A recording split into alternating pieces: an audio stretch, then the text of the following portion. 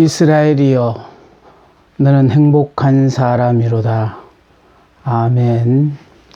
이 시간은 행복자 5번째 시간입니다. 자, 이 첫 번째 거는요, 요거는 창세기 1장부터 3장, 요거는 행복자로 태어난 당신이에요. 다음에 여기 창세기 4장부터 말라기 4장까지 요거는 구약 성경이었습니다. 자, 이 구약 성경은 불행자로 사는 당신이었어요. 자, 그런데 지금 이 시간은 요게 사복음이에요. 자, 이게 이어서부터 신약 성경인데 요게 사복음이에요. 사복음에는 부정적인 사고에서 죽어야 할 당신이에요. 예. 왜 죽어야 할 당신이 되느냐 하면은 당신을 대신하여 죽으신 분이 계시다는 거예요. 그러니까 결과적으로 우리가 아직도 부정적인 사고로 살고 있다면 그분의 죽음이 헛되다라는 그런 의미가 되겠어요. 자, 뿐만 아니라 성자 하나님께서 죄는 우리가 지었는데 그 죄인들을 살리기 위해서 오셔서 죽어주심으로 응보적인 의를 이루셨어요. 자, 이분의 죽음으로 말미암아 우리에게는요, 죄의 용서함을 받게 되어졌다는 겁니다. 자, 그러기 위해서 예수님께서 오셨는데, 자, 여기 지금 예수님이 오시는 데 있어서 이게, 자, 어린아이로 이 세상에 태어났어요. 이거를 성육신이라 그래요. 다시 말해서, 성공자의 모습으로, 왕의 모습으로 오셨더라면은 아마 많은 사람들이 다 그분을 왕으로, 모시고 크게 영접했을 거예요. 그러나 그분은 왕의 모습으로 오지 않고 성년의 모습으로 오시지 않고 지금 어린아이의 모습으로 이 땅에 오셨다는 거예요. 자, 그래서 오셔서 결과적으로 이분이 하신 이 일이 결국은 우리의 죄를 대신하여 죽으주로 오셨는데 죽으심으로 말미암아 우리의 모든 죄는 용서함을 받을 뿐만 아니라 지금까지는 우리는요, 육으로 살았으니까 결과적으로 우리는 육의 이 수한이 사람에 따라 조금씩 다르겠습니다만 수한이 다하면 죽는 걸로 끝나버렸어요. 그런데 이제 예수를 믿음으로 말미암아 우리는 이제 영의 사람이 되는 거거든요. 그러기 위해서는 제가 크업을 가지고 설명을 드렸는데요. 자, 다시요 보겠습니다. 요렇게 창세기 1장부터 3장까지는 이렇게 긍정적인 사고라는 것은 하나님이 주시는 모든 것은 다 그대로 이렇게 받았어요. 이게 불행자로 살아가는 우리가 되었을 때는 이 컵이 이렇게 뒤집어졌어요. 그러니까 뒤집어짐으로 말미암아 하나님이 주신 복하고는 상관없는 삶을 살았어요. 그러다가 보니까 여기는 밑빠진 독이 돼서 항상 이 안에 든 거를 내가 붙잡아야만이 놓치지 않아요. 그래서 내 능력이 있어야만이 그나마 다른 사람보다 내가 이렇게 여유로운 삶을 살 수가 있고, 그렇지 못하다면은 힘들고 어려운 삶을 살 수밖에 없는 불행자의 삶을 살았어요. 자, 이렇게 사는 인간이 불쌍하셔서 예수님이 오셔서 이 그릇을 이렇게 뒤집어 주었다라는 거예요. 예수님이 오셔서 죽어 주심으로 말미암아 이렇게 다시 우리를 행복한 사람으로 이렇게 뒤집어 주셨다라는 거예요. 그런데 문제는 이렇게 뒤집다가 보니까 이거는 바로 부정적인 사고로 살았고요. 이 뒤집어졌기 때문에 이 부정적인 사고에서 이제 우리는 죽어야 한다. 그런 내용이 되겠습니다. 자, 그래서 요 그림은요. 자, 이 항아리가 뒤집어지는 모습이거든요. 예. 그래서 이 뒤집어진다는 건 바로 무슨 말인가 하면은 죄인이 죽지 않으면은 절대로 의인이 될 수가 없다라는 거예요. 예. 죽어야만이 이게 변해지는 겁니다. 그런데 결국은 예수님이 오셔서 우리 대신 우리 죄를 대신하여 죽어주심으로 이제 죄는 없어졌어요. 예. 그러므로 말미암아 이제 우리는 죄인이지만 하나님이 보셨을 때는 예수를 믿는 모든 사람들은 의인으로 보신다라는 거예요. 자, 의인으로 보심으로 말미암아 예수를 믿음으로 우리가 여기 지금 우리가 죄를 지음으로 말미암아 우리의 영이 죽어버렸거든요. 죽어서 하나님을 모르는 가운데 살았는데 이제는 믿음으로 말미암아 죽었던 내 영이 살아나게 되어졌다라는 거예요. 그래서 결과적으로 우리를 향하신 하나님의 뜻이 무엇인가를 깨닫게 되어졌습니다. 자, 그러므로 말미암아 이제 예수님이 오심으로 부정적인 사고에서 긍정적인 사고로 변했습니다. 죄인이 죽지 않으면은 의인이 될 수 없거든요. 그래서 예수께서 우리를 대신하여 십자가를 지고 오셔서 죽으셨습니다. 십자가를 지고 죽으셨어요. 그러므로 이제 죄인에서 죄가 없어지고 예수 안에서 우리 모두가 믿음으로 의인이 되었습니다. 그러므로 예수를 믿음으로 죽었던 우리의 영이 다시 살아남으로 말미암아 이제 영의 사람이 되었어요. 자, 때가 참에 여기 지금요, 여기 성육신 하셨는데 이 성육신이 드디어 때가 참에 이제 복음이 이 땅에 오신 거예요. 이 땅에 오셨는데 바로 약속하신 여자의 후손으로 오셨다는 거예요. 오셨는데 어린아이 모습으로 이 땅에 오셨어요. 성령께서 마리아의 태집을 빌어 이 땅에 태어나셨기 때문에 아버지는 없으시고 어머니만 있기 때문에 여자의 후손이라고 말하는 겁니다. 그래서 예수님은 이 땅에 오실 때 이렇게 오셨는데, 자, 이 어린아이 모습으로 오셨는데 이승 일인격으로 오셨어요. 다시 말해서 뭐냐 하면은 외적인 모습은 어린아이, 가장 약한 자의 모습으로 이 땅에 오셨고, 또 내적으로는 이 안에 여기 하나님이 계셨다라는 거예요. 자, 그러므로 아무리 부족한 사람이라도 그 사람 안에 하나님만 계시면은 우리들도 옛날에 예수님이 태어났을 때 동방의 박사들이 와서 경배를 했던 것처럼 우리들도 이런 경배를, 내 안에 예수님만 계시면 모든 사람들로부터 이런 대접을 받을 수 있다는 것을 우리가 알 수 있습니다. 자, 그런데 영으로 오심으로 말미암아 하나님이 되셨고, 하나님으로 오셨고, 또 왜 하나님은 오셔서 뭐하러 이렇게 하나님으로 오셨느냐 하니까 이분은 바로 우리의 죄를 대신하여 죽으러 오셨거든요. 그래서 이거 대속주라는 거예요. 대속주. 자, 왜냐하면 왜 하나님으로 왔었냐 하면은 인간은 죽고 나면 끝나버려요. 살아날 수가 없으니까요. 그래서 하나님이 인간의 형상을 입고 오셔서, 자, 죽으심으로 육은 죽고 영으로 살아나서 우리의 죄를 대속해 주신 그런 대속주로 오셨어요. 그런가 하면 육신을 입고 와서 이 땅에 살면서 행복자가 어떻게 사는가 하는 걸 우리에게 가르쳐 주셨다고요. 자, 그러므로 육신을 입고 오심으로 말미암아 우리에게 위로자가 되어져요. 그래서 하나님은 우리가 힘들고 어려운 그 가정을 직접 다 체휼하셨기 때문에 우리에게 진정한 위로자가 되어주는 것처럼 우리들도요, 내 잘못과 상관없이 어렵고 힘든 삶을 살아가게 하는 이유는 우리의 사명이 바로 위로자이기 때문에 힘들고 어려운 사람들 앞에 다가가서 우리가 위로자가 되어서 그들에게 위로와 격려를 해야 되기 때문에 우리에게는 내가 원치 않는 힘들고 어려운 가정이 얼마든지 있을 수 있음을 우리가 명심해야 합니다.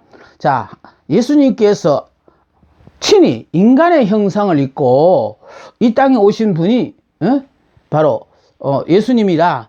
예수님은 육체를 입고 살면서 오셔서 우리들에게 하나님을 사랑하고 사람을 사랑하며 자연을 사랑하며 인간이 행복하게 사는 원리를 가르쳐 주셨습니다. 예수님께서 공생애를 시작하실 때 예수께서 세례 요한으로부터 요단강에서 세례를 받으시고 물 위로 올라오실 때에 하늘문이 열리고 성령이 비둘기같이 내리셨고 성부 하나님께서는 너는 내 사랑하는 아들이라 내가 너를 기뻐하노라고 선언하심으로 말미암아 이때 삼위일체 하나님이 동시에 나타나셔서 예수님을 인정하셨다는 것이 중요합니다. 자, 그런가 하면은 예수님은 공생애를 시작하시면서부터 첫 일성이 회개하라 천국이 가까웠느니라고 말씀하시므로 이 땅에 당신께서 천국을 선포하기 위하여 오셨음을 천명하셨습니다. 그러면서 우리가 천국을 영접하기 위해서는 먼저 회개하라 했어요. 회개를 해야 합니다. 그리고 두 번째는 회개한 그 마음에 예수를 영접하라는 겁니다. 예수를 믿으라는 거예요. 그 다음에 세 번째 뭐냐면은 주를 위하여 모든 것을 포기하는 사람에게만 천국을 영접할 수 있다는 것입니다. 그만큼 천국은 이 세상의 어느 것과도 비교시킬 수 없는 가장 귀하고 값진 것이라는 것을 우리들에게 알려주시는 거예요. 자, 뿐만 아니라 복음으로 오신 예수님은 하나님의 도움 없이는 한순간도 살아갈 수 없는 자들을 위하여 이 땅에 오셨어요. 다시 말해서 한순간도 살아갈 수 없는 자가 누구냐 하니까 선한 목자 그림에서 예수님의 품에 안긴 그 어린 양, 그건 홀로 할 수 있는 게 아무것도 없어요. 그러니까 이만큼 하나님의 도움 없으면 한순간도 살아갈 수 없는 가장 약한 자, 이 사람이 바로 이스라엘이거든요. 이런 자들을 위하여 이 땅에 오셨다는 거예요. 그래서 오셔서 각종 병자들을 고쳐주시고 귀신을 쫓아내 주셨으며 심지어 우리들의 죄까지도 대속해 주셨습니다.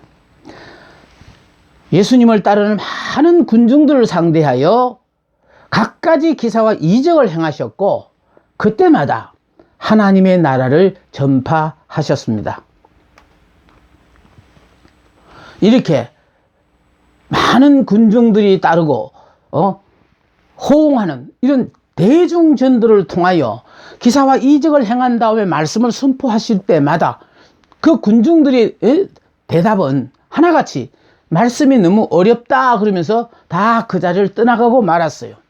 그래서 예수님은 이제는 대중 집회를 줄이시고 이제 오로지 12명의 제자들만 선택하시고 말씀 교육을 시키기 시작했습니다. 그래서 바로 이 일은 주님을 따랐던 베드로에게 주님이 묻습니다.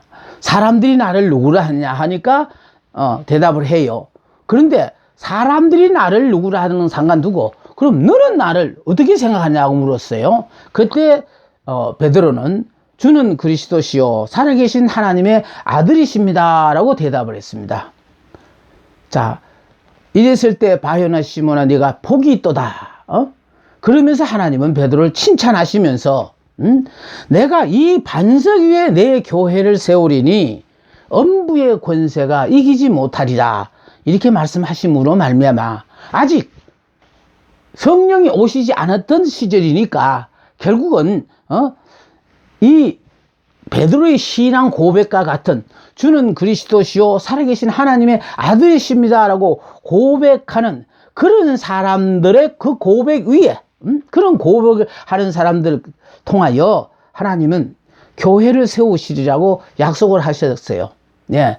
그런데 이 사복음에는 교회라는 단어가 2번밖에 나오지 않습니다. 왜? 아직 성령이 오지를 않았기 때문에 교회에 대해서 이해를 못하니까 내 교회를 세우리니 함으로 말미암아 자, 교회는 하나님의 교회거든요. 그러니까 이 교회에 대해서 내가 걱정하고 염려할 필요가 없어요. 왜냐하면 하나님께서 알아서 그 교회를 인도하시기 때문에 그러합니다.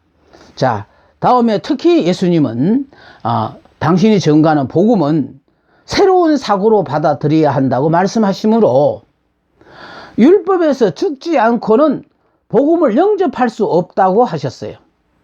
그래서 낡은 것에 새 것을 붙이는 수리 정도가 아니라 새 것으로 완전히 바꾸는 계획이 필요하다고 했으며 낡은 옷에 새로운 천 조각을 붙이면 그 헤어짐이 더하게 된다고 했어요. 낡은 가죽 부대에 새 포도주를 넣는 사람도 없다고 하며 왜냐하면은 낡은 가죽 부대가 터져버리기 때문입니다. 새 옷에다가 한 조각을 찢어 낡은 옷에 붙이는 자도 없다고 했습니다. 그래서 그리스도께서 오신 것은 낡은 옷에 구멍을 메우기 위해서가 아니라 완전한 구원과 새 옷을 주시기 위함이었다고 이사야서 61장 10절은 밝히고 있습니다. 이것은 율법과 복음은 결코 혼합시킬 수 없음을 보여주기 위한 비유인데 율법에서 죽지 않고는 복음을 받아들였기 때문에 자신은 은혜라고 생각하지만은 사실은 율법에서 죽지 않은 사람은 자기는 은혜라고 하지만 은혜가 아니라 율법이기 때문에 그렇습니다. 오늘날 많은 성도들을 혼돈하고 있는 것이 바로 이 점입니다. 율법과 복음을 혼합해서 이해하려고 하니까 문제가 있는데요. 율법에서 죽지 않으면 절대로 복음을 영접할 수가 없어요. 다시 말해 율법에서 죽어야만이 복음을 영접할 수 있다는 것입니다. 이렇게 하나님은 복음을 전가하여 이 땅에 오셨고 또 오셔서 하나님의 나라를 선포하시면서 어려운 궁지에 몰린 많은 사람들을 도와주고 그러셨습니다. 그런데 예수님은 드디어 십자가에 죽으십니다. 십자가는 그리스도께서 사탄의 권세로부터 사람들을 되찾아내신 장소입니다. 예수님은 죽으실 때 유대인의 왕으로 죽으셨어요. 유대인의 왕으로 죽으심으로 말미암아 빌라도의 지시에 의하여 명패가 부착되었는데 그 명패가 히브리어, 라틴어, 헬라어로 이는 유대인의 왕 예수라고 쓰여 있었습니다. 이 언어들은 세계 3대 언어로 각각 위대한 세 민족을 나타내고 있는데 헬라인은 세계의 조형과 사상의 미를 가르쳤고 로마는 세계의 법과 탁월한 정치를 가르쳤으며 히브리 민족은 세계의 종교와 참신의 예배를 가르쳐 주었습니다. 이러한 3대국의 말로 예수를 왕이라고 쓴 것은 예수께서 전 인류의 죄를 속죄했기 때문에 죄를 속죄하기 위하여 죽으신 왕이시라는 것을 증거하고 있습니다. 두 번째, 예수님은 유대인의 왕으로 죽은 것으로 끝나지 않고 하나님의 아들로 죽었습니다. 유대인들은 나사렛 목수 출신의 젊은이 주제에 자기가 하나님의 아들이라고 하기 때문에 하나님의 이름을 모독했다고 십자가에 못 박아 죽이게 된 것입니다. 십자가에 못 박혀 죽으시는 예수님은 산상에서, 십자가 산상에서 우리들에게 아주 기가 막힌 교훈을 가르쳐 줍니다. 십자가의 도를 보여주시는 것입니다. 우리의 모든 죄를 십자가에서 대신 지고 죽어주심으로 우리의 죄를 용서하여서 처리해 주셨다 이 말이에요. 죄는 우리가 지었는데 죽기는 예수께서 우리를 대신하여 죽으심으로 우리의 죄가 용서받은 것은 내가 깨달았다면 이제 잘못은 상대가 했지만 상대의 죄를 기억하지 않고 용서하기 위해서 내가 죽어서 상대의 죄를 용서할 뿐만 아니라 기억도 하지 않는다는 것이 십자가의 도입니다. 그러므로 우리가 십자가의 도를 바로 깨달으면은 이제 잘못한 그 사람이 용서를 빌 때까지 기다려서 용서하는 것이 아니라 잘못한 그 사람은 그게 죄라는 것도 모르고 용서받을 생각도 하지 않지만은 그 죄로 말미암아 내가 괴롭다는 거예요. 그걸 생각하는 내가 괴롭기 때문에 그래서 내가 죽어버리고 상대의 죄를 덮어버린다는 거예요.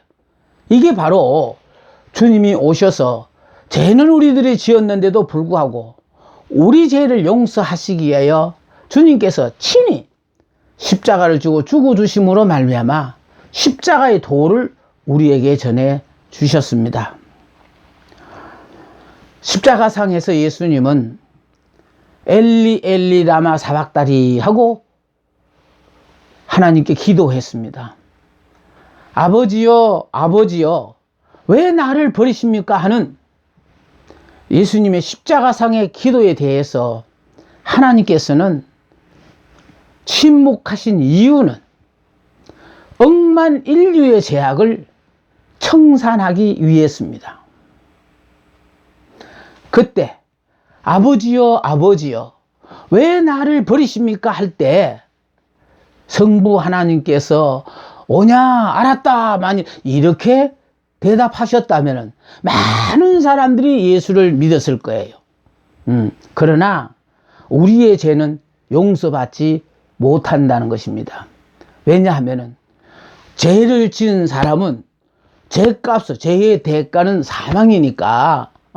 그래서 내 대신 누가 죽어야 되는데 하나님이 죽지 않았다면 오늘날 예수를 믿어서 믿는 모든 사람들이 구원받는다는 것은 상상도 못하는 것이죠. 구약에도 보면요, 우스 땅 최고의 갑부인 욥이 하루아침에 재물도 다 잃어버렸고 10남매도 잃어버렸고, 예? 심지어 그 건강하던 몸이 만신창이가 되는 모든 것을 잃어버리고 아주 극한 상황 속에 처해 있을 때 하나님 하며 계속 하여 부르짖고 기도할 때 하나님께서 왜 욥에게 침묵하시고 계셨는가 하면은 욥기 23장 8절에서 10절을 보니까요, 내가 앞으로 가도 그가 계시지 아니하고 뒤로 가도 보이지 아니하며 그가 왼쪽에서 일하시나 내가 만날 수 없고 그가 오른쪽으로 돌이키시나 배울 수가 없구나. 그러나 내가 가는 길을 그가 아시나니 그가 나를 단련하신 후에 내가 순금같이 나오리라고 기록하고 있습니다. 왜 하나님이 그 부르짖는 욥을 만나주지 않은 이유는 주님은 욥이 이 고난 다음에 받을 갑절의 축복을 미리 알고 계셨기 때문에 때를 기다리고 계셨던 것입니다. 욥은 그 과정을 통과하기가 힘들어서 하나님께서 보시기엔 지극히 정상적인 과정을, 그것도 너무도 욥이 잘 감당하고 있다는 것입니다. 하나님은 신자가 아플 때에는 참고만 있지 말고 아프다고 어쩌면 더 크게 비명을 질러라는 것입니다. 그래야 내가 얼마나 고통스러워 하는가를 주위 사람들도 다 알게 된다는 것입니다. 사람들은 욥에게 내일이 없다고 말을 했겠지만 욥이 고통의 그 과정을 통과한 후에 욥이 받은 2배의 축복을 보고는 하나님께서는 과연 살아 계시는구나 하고 하나님께 영광을 돌린다는 것입니다. 하나님은 행복자 욥을 버리신 것이 아닌 것처럼 지금 우리들의 당면한 문제로 이토록 간절하게 기도하는 우리의 기도를 주님은 듣고 계십니다. 예수님이 우리의 연약함과 허물까지도 사랑하시는 것은 오늘의 단점이 내일의 장점이 되고 오늘의 우리의 연약함이 내일의 강함이 될 것을 아시기 때문입니다. 왜 주님은 죄인의 편에 서시는지 아셔야 해요. 오늘은 비록 죄를 지은 너희지만 나의 은혜를 입으면 내일은 반드시 하나님을 위해서 크게 헌신할 것을 미리 아시기 때문입니다. 왜 병든자 편에 서 주시는지도 아셔야 합니다. 오늘은 내가 병들었다마는 내일은 내가 건강하게 나아서 나를 위해서 내 몸을 바칠 것이라는 것은 주님은 아시기 때문입니다. 하나님은 오늘의 나를 본 것이 아니라 주 안에서 내일에 되어질 나를 보시기 때문에 그러합니다. 사람은 다른 사람의 단점을 사랑할 수 없고 눈에 보이는 것을 사랑할 수 없는데, 눈에 보이지 않는 것을 사랑할 수 없는데 그 이유는 사람에게 희망을 두지 않기 때문입니다. 7번이 아니라 70번씩 7번이라도 용서해 주시는 마태복음 18장 22절의 말씀은 사람에게서 결코 희망을 포기하지 말라는 뜻입니다. 잃어버린 양 한 마리를 찾아 안전한 99마리를 우리에 두고 찾아 나서는 목자 되시는 우리 주님이십니다. 잃어버린 양을 찾아서 산으로 들로 헤매다가 끝내는 찾아서 어깨에 메고 돌아오시는 우리 주님이십니다. 그 사람의 능력으로는 불가능하나 하나님께서 세우시기만 하면 불가능이 없다는 것을 알아야 한다는 말씀입니다. 내가 장사 대심이 되어야 그리스도 안에서 부활의 새로운 역사가 일어날 수 있습니다. 마태복음 24장 16절 말씀에 대저 의인은 7번 넘어질지라도 다시 일어나려니와 라는 말씀은 사람이 실패하고 또 실패하고 7번 실패해도 낙심하지 말라는 뜻입니다. 8번째에는 그가 일어난다는 것입니다. 이것이 바로 포기하지 않는 하나님의 사랑 때문입니다. 7번 넘어지는 동안에 나는 절대로 이 일을 감당할 수 없구나. 나는 율법으로서는 도저히 살 수가 없고 은혜로만 살 수가 있구나. 내가 이스라엘이구나를 깨닫게 하시는 것입니다. 깨닫는 순간까지 실패가 계속되는 것입니다. 행복자는 빨리 깨닫게 되고 불행자는 깨닫지 못하고 실패만 거듭하다가 인생의 종말을 맞고 맙니다. 인간은 대부분 포기하지만 하나님께서는 절대로 포기하지 않으시고 다시 세워서 하나님께서 살아계심을, 내가 하나님의 사랑받는 자녀임을 만천하에 나타내신다는 말입니다. 율법은 여기까지고 이제부터는 은혜로 다시 시작해 보라는 하나님의 신호입니다. 누구든지 자신을 십자가에 못 박으면은, 다시 말해서 육의 사람이 죽고 영의 사람이 되면은 지금까지 내 속을 그토록 썩히던 그 사람이 내 곁에 있어 주는 것만으로도 감사하고 행복해하는 사람이 됩니다. 지금 내 마음의 상태가 문제이지 내 속을 썩이는 그 사람이 문제가 아니라는 것입니다. 잘못된 가치관과 부정적인 삶을 사는 내가 변해야만 내가 행복한 사람이 될 수 있습니다. 아직도 내가 미워하는 사람이 있다든지 도저히 용서할 수 없는 원수가 있으면 내 마음의 평안을 빼앗기며 불행한 삶을 삽니다. 예수님은 나를 치료하시되 기술과 의학으로 고치신 것이 아니라 친히 우리의 질고를 몸으로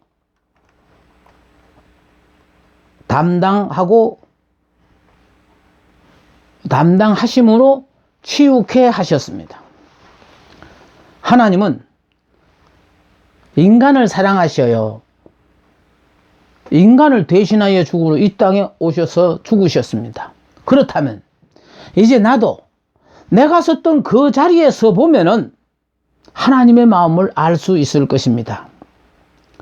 그리스도인에게 있어서 십자가는 당연한 것이고 현실이니 부끄러워하거나 비관하지 말고 그대도 받아들여 자족하며 감사하며 살아야 합니다.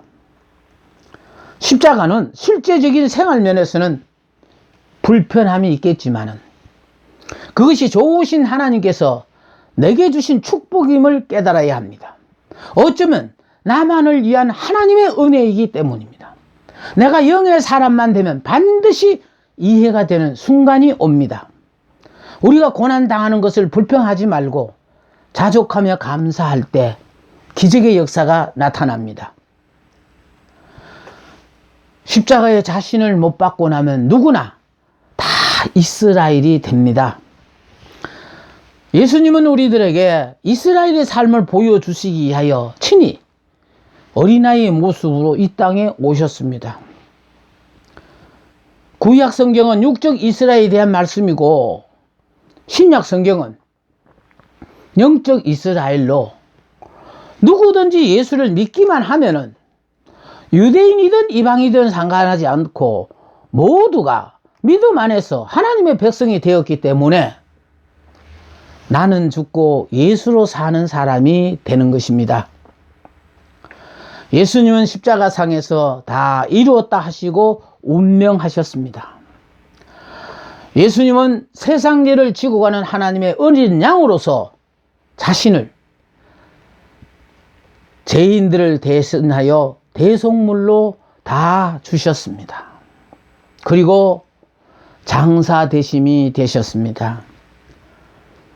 육은 죽고 이제 영으로 살고 부정적인 사고에서 죽고 긍정적인 사고로 우리를 바꾸시기 위해서입니다. 옛사람은 죽고 새사람으로, 육의 사람 죽고 영의 사람으로, 율법에서 죽고 은혜의 사람으로 복음으로 사는 사람들이 되라고 장사 대심이 되신 것처럼 우리들도 온전하게 죽어야 합니다. 예수님은 하나님 앞에서 아멘으로 사셨고 예하고 그 인격 자체가 아멘이셨습니다. 하나님 말씀에 예하고 십자가에 죽으셨고 예하고 부활하셨습니다.